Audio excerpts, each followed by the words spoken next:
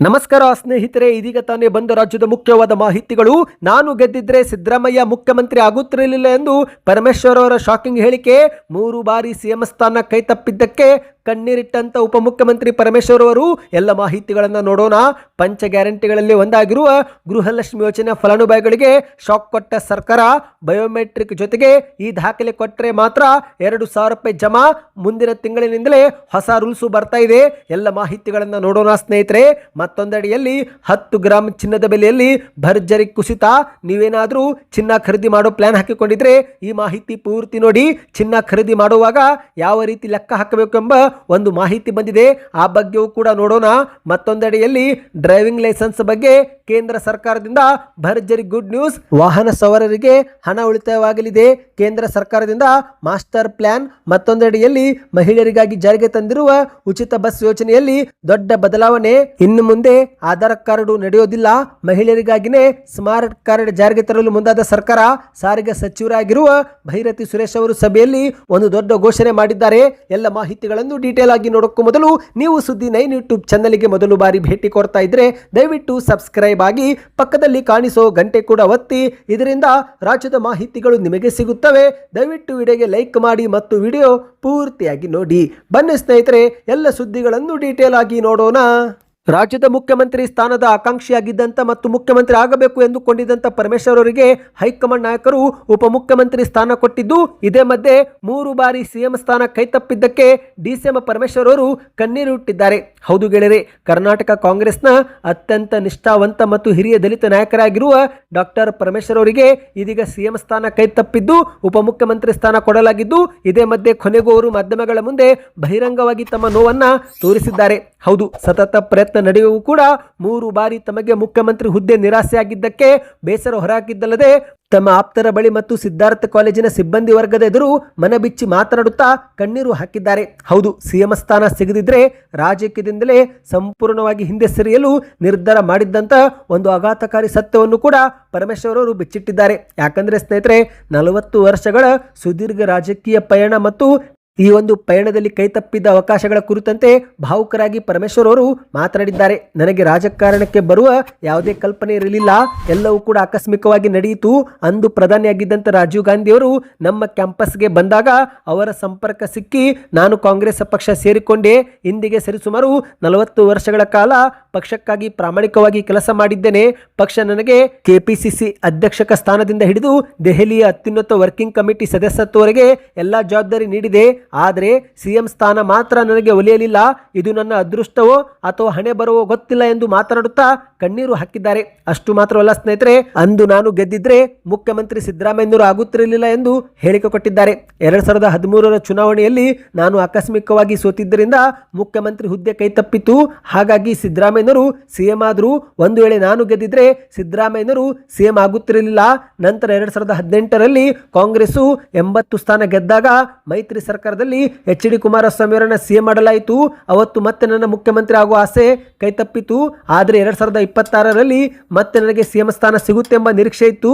ಆದರೆ ರಾಜಕೀಯ ಕಾರಣದಿಂದಾಗಿ ಈ ಬಾರಿಯೂ ಕೂಡ ಅದು ಸಾಧ್ಯವಾಗಲಿಲ್ಲ ಎಂದು ಪರಮೇಶ್ವರ್ ಅವರು ಅಸಮಾಧಾನ ವ್ಯಕ್ತಪಡಿಸಿದ್ದಾರೆ. ಬನ್ನಿ ಸ್ನೇಹಿತರೆ, ಎರಡನೇ ಮಾಹಿತಿಗೆ ಹೋಗೋಣ.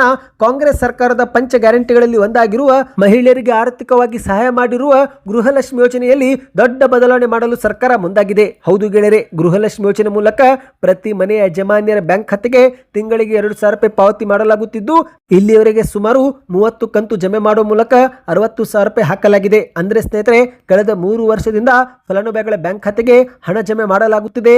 ಆದರೆ ಇದರ ಜೊತೆಗೆ ಇಲ್ಲಿಯವರೆಗೆ ಸಾಕಷ್ಟು ಫಲಾನುಭವಿಗಳು ಮೃತಪಟ್ಟಿದ್ದು ಅವರ ಬ್ಯಾಂಕ್ ಖಾತೆಗೂ ಕೂಡ ಹಣ ಜಮಾ ಆಗುತ್ತಿರುವುದು ಬೆಳಕಿಗೆ ಬಂದಿದೆ.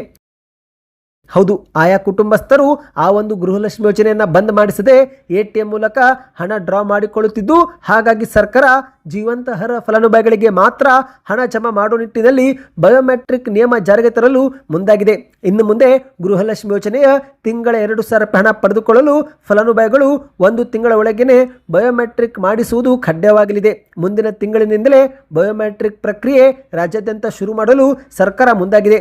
ಅಷ್ಟು ಮಾತ್ರವಲ್ಲ ಸ್ನೇಹಿತರೆ, 5 ರೂಪಾಯಿ ಕೊಟ್ಟು ಈ ಒಂದು ಕೆಲಸವನ್ನ ಪೂರ್ತಿ ಮಾಡಿಕೊಳ್ಳಬೇಕು. ಫಲಾನುಭವಿಗಳು ತಮ್ಮ ಬ್ಯಾಂಕ್ ಖಾತೆಗೆ ಆಧಾರ್ ಕಾರ್ಡ್ ಲಿಂಕ್ ಜೊತೆಗೆ ಈ ಒಂದು ಬಯೋಮೆಟ್ರಿಕ್ ವ್ಯವಸ್ಥೆ ಮಾಡಿಕೊಳ್ಳಬೇಕು.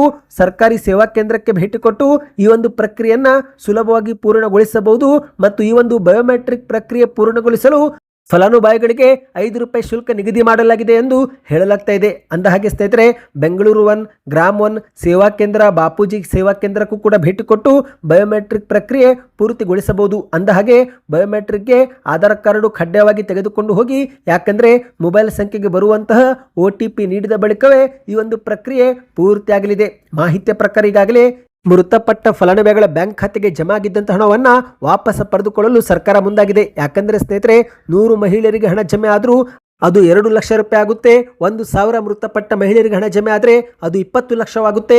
ಅದೇ ರೀತಿ 10,000 ಮಹಿಳೆಯರಿಗೆ ಒಂದೇ ತಿಂಗಳಲ್ಲಿ ಹಣ ಜಮಾ ಆದರೂ ಅದು 2 ಕೋಟಿ ಆಗುತ್ತೆ. ಹೀಗೆ ಸರ್ಕಾರ ತಿಂಗಳಿಗೆ 10 ಕೋಟಿ ಹಣ ಹಾಕಿದ್ರು ಅದು ವರ್ಷದಲ್ಲಿ 100 ಕೋಟಿ ರೂಪಾಯಿ ಮೃತಪಟ್ಟವರ ಖಾತೆಗೆ ಜಮೆ ಆಗುತ್ತಿದ್ದು, ಹಾಗಾಗಿ ಸರ್ಕಾರ ಇದನ್ನು ತಡೆಗಟ್ಟಲು ಈಗ ಜೀವಂತ ಫಲಾನುಭವಿಗಳಿಗೆ ಹಣ ಜಮಾ ಮಾಡಲು ಬಯೋಮೆಟ್ರಿಕ್ ಕೇಳ್ತಾ ಇದೆ. ಸ್ನೇಹಿತರೆ, ಈ ಬಗ್ಗೆ ನಿಮ್ಮ ಅನಿಸಿಕೆಯನ್ನು ಕಮೆಂಟ್ ಮಾಡಿ ಮತ್ತು ನಿಮ್ಮ ಬ್ಯಾಂಕ್ ಖಾತೆಗೆ ಗೃಹಲಕ್ಷ್ಮಿ ಯೋಜನೆ ಹಣ ಜಮೆ ಆಗ್ತಾ ಇದೆಯಾ ಅದು ಕೂಡ ಕಮೆಂಟ್ ಮಾಡಿ.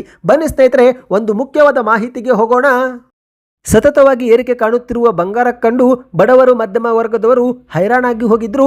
ಆದರೆ ಇದೀಗ ಜೂನ್ ತಿಂಗಳ ಪ್ರಾರಂಭದಿಂದ ಚಿನ್ನದ ಬೆಲೆ ಸತತವಾಗಿ ಕುಸಿತ ಕಾಣ್ತಾ ಇದೆ. ಹೌದು ಗೆಳೆಯರೆ, ಪ್ರಧಾನಿ ಮೋದಿಯವರ ಹೇಳಿಕೆ ಮತ್ತು ಯುದ್ಧದ ಪರಿಣಾಮದಿಂದಾಗಿ ಈಗ ಚಿನ್ನದ ಬೆಲೆ ಕುಸಿತವಾಗ್ತಾ ಇದೆ. ಒಂದು ಕಡೆಯಲ್ಲಿ ಪ್ರಧಾನಿ ಮೋದಿಯವರು ಸಾಧ್ಯವಾದರೆ 1 ವರ್ಷ ಬಂಗಾರ ಖರೀದಿ ಮಾಡಬೇಡಿ ಎಂದು ಮನವಿ ಮಾಡಿದ್ದಾರೆ. ಇದೇ ಒಂದು ಕಾರಣಕ್ಕೆ ಭಾರತದಲ್ಲಿ %70 ಚಿನ್ನದಲ್ಲಿ ಬೇಡಿಕೆ ಕುಸಿತವಾಗಿದ್ದು, ಮತ್ತೊಂದೆಡೆಯಲ್ಲಿ ಯುದ್ಧದ ಕಾರಣದಿಂದಾಗಿ ಕಚ್ಚಾ ತೈಲ ಬೆಲೆ ಏರಿಕೆ ಆದ ಪರಿಣಾಮ ಹೂಡಿಕೆದಾರರು ಕ್ರೂಡ್ ಆಯಿಲ್ ನಲ್ಲಿ ಹೂಡಿಕೆ ಮಾಡ್ತಿದ್ದಾರೆ. ಅಂದ್ರೆ ಸ್ನೇಹಿತರೆ, ಬಂಗಾರದಲ್ಲಿ ಹೂಡಿಕೆ ಮಾಡೋ ಬದಲು ಕಚ್ಚಾ ತೈಲದಲ್ಲಿ ಹೂಡಿಕೆ ಮಾಡುತ್ತಿದ್ದು, ಹಾಗಾಗಿ ಚಿನ್ನದ ಬೆಲೆ ಕುಸಿತವಾಗ್ತಾ ಇದೆ. ಅಂತಾರಾಷ್ಟ್ರೀಯ ಮಾರುಕಟ್ಟೆಯಲ್ಲಿ ಈ ಒಂದು ಹಿಂದೆ ಚಿನ್ನ ಖರೀದಿ ಮಾಡಿದವರು ಇದೀಗ ಸೆಲ್ ಮಾಡುತ್ತಿದ್ದು, ಈ ಎಲ್ಲ ಕಾರಣಕ್ಕೆ ಬಂಗಾರ ಕುಸಿತ ಕಾಣ್ತಾ ಇದೆ. ಮಾಹಿತಿಯ ಪ್ರಕಾರ ಇದೀಗ 1,61,000 ಆಸುಪಾಸು ಹೋಗಿದ್ದಂತ ಬಂಗಾರ ಕುಸಿದು 1,48,000 ರೂಪಾಯಿಗೆ ಬಂದು ನಿಂತಿದೆ. ಹೌದು ಗೆಳೆಯರೆ, 24 ಕ್ಯಾರೆಟ್ 10 ಗ್ರಾಂ ಬಂಗಾರ ಜೂನ್ 10ರಂದು ನೋಡುವುದಾದರೆ 1,48,800 ರೂಪಾಯಿ ಸ್ನೇಹಿತರೆ. 22 ಕ್ಯಾರೆಟ್ 10 ಗ್ರಾಂ ಬಂಗಾರ 1,36,400 ರೂಪಾಯಿ. ಅದೇ ರೀತಿ 18 ಕ್ಯಾರೆಟ್ 10 ಗ್ರಾಂ ಬಂಗಾರ 1,11,600 ರೂಪಾಯಿ. ಬೆಳ್ಳಿ ಸ್ನೇಹಿತರೆ, ಪ್ರತಿ ಗ್ರಾಮ್ಗೆ 250 ರೂಪಾಯಿ ಆಗಿದೆ. ಹೌದು, 295, 300 ರೂಪಾಯಿವರೆಗೂ ಹೋಗಿತ್ತು. ಈಗ ಬೆಳ್ಳಿಯು ಕೂಡ ಕುಸಿತ ಕಂಡು 1 kg ಬೆಳ್ಳಿ 2,50,000 ರೂಪಾಯಿ ಆಗಿದೆ. ಅಂದ ಹಾಗೆ ಸ್ನೇಹಿತರೆ, ಚಿನ್ನ ಖರೀದಿ ಮಾಡುವಾಗ ಕೆಲವರಿಗೆ ಎಷ್ಟು GST ಪಾವತಿ ಮಾಡಬೇಕು, ಮೇಕಿಂಗ್ ಚಾರ್ಜಸ್ ಎಷ್ಟು ಕೊಡಬೇಕು ಎನ್ನುವ ಮಾಹಿತಿ ಇರೋದಿಲ್ಲ. ಆ ಬಗ್ಗೆಯೂ ಕೂಡ ನೋಡೋಣ. ಉದಾಹರಣೆಗೆ ಸ್ನೇಹಿತರೆ, 22 ಕ್ಯಾರೆಟ್ 10 ಗ್ರಾಂ ಬಂಗಾರದ ಒಂದು ಮಂಗಲಸೂತ್ರ ಈಗ ಬೆಲೆ 1,47,000 ರೂಪಾಯಿ ಆಗಲಿದೆ. ಹೌದು, ಮಾಹಿತಿಯ ಪ್ರಕಾರ 22 ಕ್ಯಾರೆಟ್ 10 ಗ್ರಾಂ ಬಂಗಾರ 1,40,000 ರೂಪಾಯಿ ಆಗುತ್ತೆ ಸ್ನೇಹಿತರೆ. ಇಲ್ಲಿ ನೀವು ಮೇಕಿಂಗ್ ಚಾರ್ಜಸ್ ಅನ್ನ ಕೊಡಬೇಕಾಗುತ್ತೆ. ಪ್ರತಿ ಗ್ರಾಮ್ಗೆ 200 ರೂಪಾಯಿಂದ 400 ರೂಪಾಯಿವರೆಗೆ ಮೇಕಿಂಗ್ ಚಾರ್ಜಸ್ ಇರುತ್ತೆ. ಈ ರೀತಿ 10 ಗ್ರಾಮ್ಗೆ ಸುಮಾರು 3,000 ರೂಪಾಯಿ ಆಗುತ್ತೆ. ಒಟ್ಟಾರೆಯಾಗಿ 1,43,000 ರೂಪಾಯಿ ಆಗಲಿದ್ದು, ನಂತರ ಇದರ ಮೇಲೆ ನೀವು %3 GST ಪಾವತಿ ಮಾಡಬೇಕಾಗುತ್ತೆ. ಅಂದ್ರೆ ಒಟ್ಟಾರೆಯಾಗಿ ಸ್ನೇಹಿತರೆ 3,000 ರೂಪಾಯಿ ಮೇಕಿಂಗ್ ಚಾರ್ಜಸ್ ಮತ್ತು 4,300 ರೂಪಾಯಿ ನೀವು ಸುಮಾರು GST ಪಾವತಿ ಮಾಡಬೇಕು.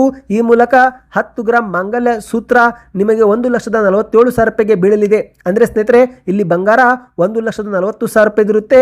ಉಳಿದಂತೆ 7,000 ರೂಪಾಯಿ ಏನಿದೆ ಮೇಕಿಂಗ್ ಚಾರ್ಜಸ್ ಮತ್ತು GST ಪಾವತಿ ಮಾಡಬೇಕಾಗುತ್ತೆ. ಚಿನ್ನದ ಬಗ್ಗೆ ನಿಮಗೆ ಪ್ರತಿನಿತ್ಯ ಮಾಹಿತಿ ಬೇಕಂದ್ರೆ ಕಮೆಂಟ್ ನಲ್ಲಿ ಗೋಲ್ಡ್ ನ್ಯೂಸ್ ಎಂದು ಕಮೆಂಟ್ ಮಾಡಿ. ಬನ್ನಿ ಮತ್ತೊಂದು ಮುಖ್ಯವಾದ ಮಾಹಿತಿಗೆ ಹೋಗೋಣ. ಭಾರತದ ಲಕ್ಷಾಂತರ ಲೈಸೆನ್ಸ್ ಹೊಂದಿರುವವರಿಗೆ ಶೀಘ್ರದಲ್ಲೇ ದೊಡ್ಡ ನೆಮ್ಮದಿ ಸುದ್ದಿ ಸಿಗುವ ಸಾಧ್ಯತೆ ಇದೆ. ಹೌದು ಗೆಳೆಯರೆ, ಚಾಲನಾ ಪರವಾನಗಿ ಅಂದರೆ ಡ್ರೈವಿಂಗ್ ಲೈಸೆನ್ಸ್ ಸಿಂಧುತ್ವವನ್ನು 50 ವರ್ಷಕ್ಕೆ ವಿಸ್ತರಿಸಲು ಕೇಂದ್ರದ ಸರ್ಕಾರ ಚಿಂತನೆ ಮಾಡ್ತಾ ಇದೆ. ಸದ್ಯ ಜಾರಿಯಲ್ಲಿರುವ 20 ವರ್ಷಗಳ ಚಾಲನಾ ಪರವಾನಗಿ ಅವಧಿಯನ್ನು 50 ವರ್ಷಗಳಿಗೆ ವಿಸ್ತರಿಸುವ ಬಗ್ಗೆ ಕೇಂದ್ರ ಸರ್ಕಾರಕ್ಕೆ ಪ್ರಸ್ತಾವನೆ ಸಲ್ಲಿಸಲಾಗಿದ್ದು, ಈ ಬಗ್ಗೆ ಸರ್ಕಾರ ಪರಿಶೀಲನೆ ಮಾಡ್ತಾ ಇದೆ. ಈ ಒಂದು ಹೊಸ ಕ್ರಮ ಜಾರಿಗೆ ಆದರೆ ಪದೇ ಪದೇ ಲೈಸೆನ್ಸ್ ನವೀಕರಣ ಮಾಡಿಕೊಳ್ಳುವ ಕಿರಿಕಿರಿ ತಪ್ಪುತ್ತೆ ಮತ್ತು ಹಣವು ಕೂಡ ಉಳಿತಾಯವಾಗಲಿದೆ. ಹೌದು, ಕೇಂದ್ರದ ಸಚಿವಾಲಯವು ಪ್ರಸ್ತುತ ಹಲವು ಪ್ರಸ್ತಾವನೆಯನ್ನ ಪರಿಗಣಿಸುತ್ತಿದ್ದು, ಅದರಲ್ಲಿ ಡ್ರೈವಿಂಗ್ ಲೈಸೆನ್ಸ್ ಅವಧಿ ವಿಸ್ತರಿಸುವುದು ಕೂಡ ಒಂದಾಗಿದೆ ಸ್ನೇಹಿತರೆ. ಇಂದು ಪ್ರಸ್ತುತ ಭಾರತದಲ್ಲಿ ಡ್ರೈವಿಂಗ್ ಲೈಸೆನ್ಸ್ ಪಡೆದುಕೊಂಡ ಬಳಿಕ ಅದರ ಅವಧಿಯು 20 ವರ್ಷಗಳವರೆಗೆ ಮಾತ್ರ ಮಾನ್ಯವಾಗಿರುತ್ತೆ. ಆ ಒಂದು ಅವಧಿ ಮುಗಿದ ನಂತರ ಮತ್ತೊಮ್ಮೆ ಲೈಸೆನ್ಸ್ ನವೀಕರಣಕ್ಕಾಗಿ ಅರ್ಜಿ ಸಲ್ಲಿಕೆ ಮಾಡಬೇಕು. ಕೆಲವು ಸಮಯಗಳಲ್ಲಿ ಆರೋಗ್ಯ ಪ್ರಮಾಣ ಪತ್ರ ಸೇರಿದಂತೆ ಇತರೆ ಅಗತ್ಯ ದಾಖಲೆಗಳನ್ನು ಕೂಡ ಸಲ್ಲಿಕೆ ಮಾಡಬೇಕಾಗುತ್ತೆ. ಹಾಗಾಗಿ ಸರ್ಕಾರ ಈಗ ಈ ಒಂದು ಸರಳೀಕರಿಸುವ ಮತ್ತು ಸಾರ್ವಜನಿಕ ಸೇವೆಯನ್ನು ಸುಲಭವಾಗಿ ಪಡೆಯುವಂತಾಗಲು ಕ್ರಮ ತೆಗೆದುಕೊಳ್ಳಲು ಮುಂದಾಗಿದೆ ಸ್ನೇಹಿತರೆ. ಈಗ ಇದು ಅಂತಿಮ ನಿರ್ಧಾರವಾಗಿಲ್ಲ, ಆದರೆ ಸರ್ಕಾರ ಈ ಒಂದು ಪ್ರಸ್ತಾವನೆಯನ್ನ ಪರಿಶೀಲನೆ ಮಾಡ್ತಾ ಇದೆ. ಈ ಒಂದು ಹೊಸ ನಿಯಮ ಜಾರಿಗೆ ಆಗಬೇಕು ಆಗಬಾರದು, ನಿಮ್ಮ ಅನಿಸಿಕೆಯನ್ನು ಕಮೆಂಟ್ ಮಾಡಿ. ಬನ್ನಿ ಕೊನೆ ಮಾಹಿತಿಗೆ ಹೋಗೋಣ ಸ್ನೇಹಿತರೆ. ಪಂಚ ಗ್ಯಾರಂಟಿಗಳಲ್ಲಿ ಮತ್ತೊಂದು ಯೋಜನೆ ಆಗಿರುವ ಉಚಿತ ಬಸ್ ಯೋಜನೆಯಲ್ಲಿ ಸರ್ಕಾರ ದೊಡ್ಡ ಬದಲಾವಣೆ ತರಲು ಮುಂದಾಗಿದೆ. ಹೌದು ಗೆಳೆಯರೆ, ಸರ್ಕಾರಿ ಬಸ್ಗಳಲ್ಲಿ ಉಚಿತವಾಗಿ ಪ್ರಯಾಣ ಮಾಡುತ್ತಿರುವ ರಾಜ್ಯದ ಮಹಿಳೆಯರಿಗೆ ಸಾರಿಗೆ ಇಲಾಖೆ ಒಂದು ಸಿಹಿ ಸುದ್ದಿ ಕೊಟ್ಟಿದೆ.